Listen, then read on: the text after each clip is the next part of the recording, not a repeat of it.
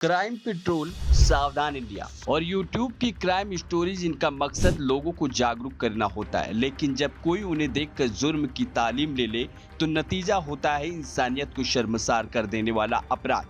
ये कहानी एक पति पत्नी की जिन्होंने टीवी पर देखी स्क्रिप्ट को असल जिंदगी में उतार दिया और करोड़ों के बीमा क्लेम के लिए एक मासूम को जिंदा जला दिया।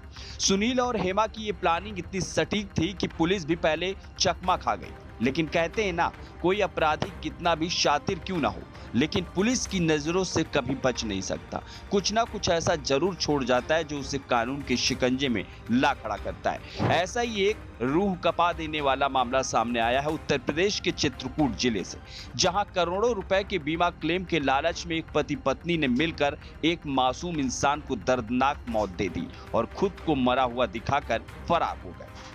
इस पूरे मामले का खुलासा किया है चित्रकूट के एसपी अरुण कुमार सिंह ने, जिन्होंने महज एक हफ्ते के अंदर इस सनसनीखेज वारदात की परतें खोल दी। मामला 30 जून का है, जब चित्रकूट के राजापुर थाना क्षेत्र के सिकरी अमान गांव में सड़क किनारे एक जली हुई अल्टो कार बरामद हुई। कार के अंदर ड्राइवर की बगल वाली सीट पर एक जला शव मिला, जिसके पास टूटी हुई चूड़ियां और एक गैस सिलेंडर के अवशेष भी मिले। पुलिस को पहले यह एक एक्सीडेंट का मामला लगा, लेकिन जब मामले की तह तक जाना शुरू किया गया तो हकीकत सामने आने लगी। शव की शिनाख्त मध्य प्रदेश के रीवा की रहने वाली महिला हेमा सिंह ने अपने पति सुनील सिंह के रूप में की और इसका अंतिम संस्कार भी कर दिया। लेकिन जब डीएनए टेस्ट की बात आई तो महिला ने आनाकानी शुरू कर दी, जिससे पुलिस को शक हुआ। इसी बीच पुलिस को एक गुप्त सूचना मिली कि जिस सुनील को मरा हुआ बताया जा रहा है वह अपने रिश्तेदारों के यहाँ जिंदा घूमता देखा गया है। पुलिस ने तुरंत दबिश दी और सुनील को गिरफ्तार कर लिया। इसके बाद पूछताछ में जो खुलासा हुआ वो किसी फिल्मी कहानी से कम नहीं था। एक सूचना मिलती है कि एक कार धो करके जल रही है। पुलिस भी पहुंचती है, यूपी 112 पहुंचती है, फायर ब्रिगेड पहुंचती है। कार जब उठाई गई तो उसमें एक सिलेंडर का विस्फोट भी मिला और ड्राइवर की साइड वाली सीट पर एक मांस का लोथड़ा मिला, जो ये गवाही दे रहा था कि इसमें कोई आदमी जल गया। इस सूचना पे पुलिस ने आगे तहकीकात शुरू की। गाड़ी की नंबर प्लेट सही सलामत थी और उसी नंबर प्लेट के माध्यम से उसके स्वामी तक, और स्वामी ने फिर ये गाड़ी अपने भांजी दामाद को गिफ्ट की थी, वहाँ तक हम लोग पहुँचे। शुरुआती दौर में वहाँ कुछ चूड़ियाँ मिली थी जली हुई डेड बॉडी के पास, तो लगा कि किसी महिला की हो सकती है। लेकिन जब मालिक जो इसको लेके चला था सुनील, उसकी पत्नी ने बताया कि वो ब्यूटी पार्लर का काम करती है, चूड़ियाँ वगैरह खरीद के ले आते थे, उस तरह की होंगी। तो महिला पे जो हम कंसंट्रेट कर रहे थे वो बात हो गई कि महिला पुरुष दोनों की हो सकती है। लगातार इस विषय में छानबीन हो रही थी। उनकी पत्नी के कुछ स्टेटमेंट्स ऐसे थे और गाड़ी का जो मूवमेंट था सीसीटीवी कैमरों से, उससे कहीं एक दो जगह 1-2 मिनट के समय में 1.5 घंटे का समय लग गया था। तो हम लोगों को थोड़ा डाउट हुआ। इसी आधार पे ये सब छानबीन चल रही थी।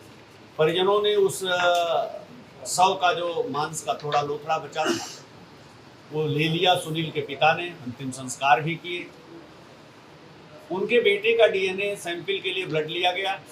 फिर जब फादर का लेने के लिए भी बुलाया गया तो परिवार में थोड़ी हलचल सी कहीं से मची उनकी पत्नी ने, और ये 4-5 दिन पलायित रहे। जब ये लौटे हैं रायपुरा थाना क्षेत्र के गांव में, इनके साड़ू का घर है, वहीं इनकी पत्नी भी पहले से आई हुई थी।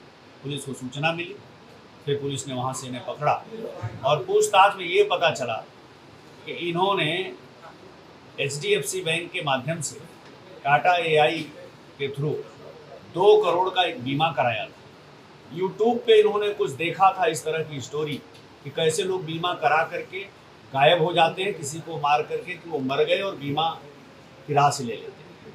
ये 2 करोड़ रुपए बीमा का लेने के लिए इन्होंने पूरा षड्यंत्र किया, जिसमें इनकी पत्नी भी शामिल रही। और अंततः जब नहीं कहीं इनकी दाल गली है तो फिर सारे तथ्यों को इन्होंने स्वीकार किया। उसके आधार पर आगे का हमारा इन्वेस्टिगेशन चल रहा है। मृतक व्यक्ति के बारे में इन्होंने बताया कि रीवा का ही विनय चौहान या विनय ठाकुर है। उसके घर परिवार में कोई नहीं है, लेकिन पता किया गया तो उसका बड़ा भाई मौजूद है। कल उसके भी ब्लड सैंपल डीएनए मैचिंग के लिए ले लिए गए हैं।